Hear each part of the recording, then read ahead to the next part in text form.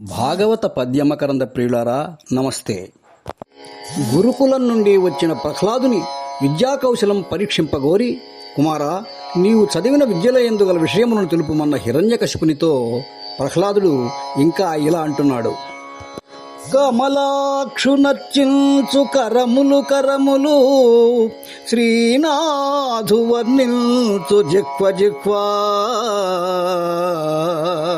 సురరక్షకుని జూచు చూడ్కులు చూడ్కులు, శేషశాయికి మ్రొక్కు శిరము శిరము, విష్ణునాకర్నిల్చు వీణులు వీణులు, మధువైరి దవిలినా మనము మనము, భగవంతు వలగొను పదములు పదములు, పురుషోత్తముని మీది బుద్ధి బుద్ధి,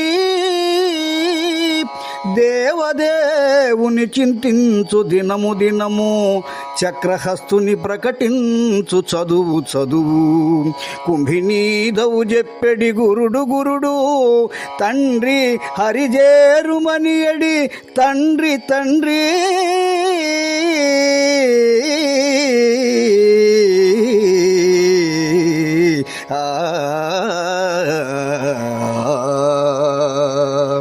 ఓ తండ్రి, ఆ విష్ణువును పూజించే చేతులే చేతులు అనబడతాయి.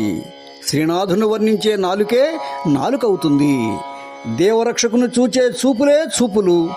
శేషసాయి అయిన హరికి మ్రొక్కే శిరస్సే నిజమైన శిరస్సు. విష్ణుని గూర్చి వినే చెవులే చెవులవుతాయి. మధుసూదనుని యందు లగ్నమైన మనస్సే మనస్సు. భగవానునికి ప్రదక్షిణ చేసే పాదాలే అసలైన పాదాలు. పురుషోత్తముని మీద నిలిపిన బుద్ధినే నిజమైన బుద్ధిగా చెప్పవచ్చు. ఆ దేవదేవుని గూర్చి యోచించిన దినమే నిజమైన సుదినం. ఆ చక్రధారిని గూర్చి చెప్పే చదువే నిజమైన చదువు. భూదేవి భర్త అయిన శ్రీహరిని గూర్చి చెప్పేవాడే నిజమైన గురువు. కుమారా, హరిపదములను ఆశ్రయించు అని చెప్పే తండ్రే నిజమైన తండ్రి అంటాడు ప్రహ్లాదుడు. ఈ పద్యమే కాక ఈ సందర్భంలో రాబోయే మరికొన్ని పద్యాలలో విష్ణుభక్తిని గూర్చి చక్కగా వివరిస్తాడు పోతన.